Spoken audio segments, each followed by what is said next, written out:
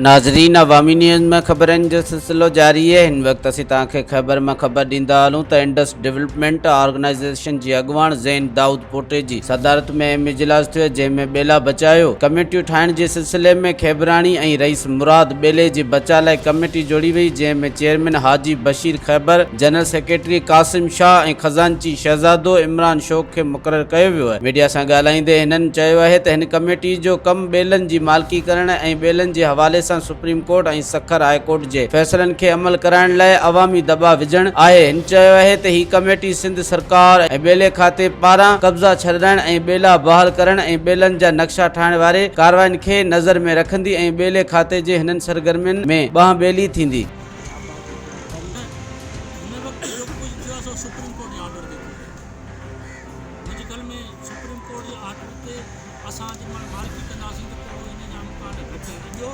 जिन वक्त हाँ दुनिया जो सॼो रवैयो ॿेलनि जे हवाले सां पाकिस्तान जो ॿेलनि जे हवाले सां रवैयो तब्दील थी चुको आहे। हिन वक़्तु पाकिस्तान मुख़्तलिफ़ एग्रीमेंट्स जे ज़रिए इहो वाइदो कयो आहे त असीं जेको ॿेला बहाल कंदासीं। उन खां पोइ पाकिस्तान वटि ॿेलनि बहाल करण जी तमामु वॾी फंडिंग अची वई आहे।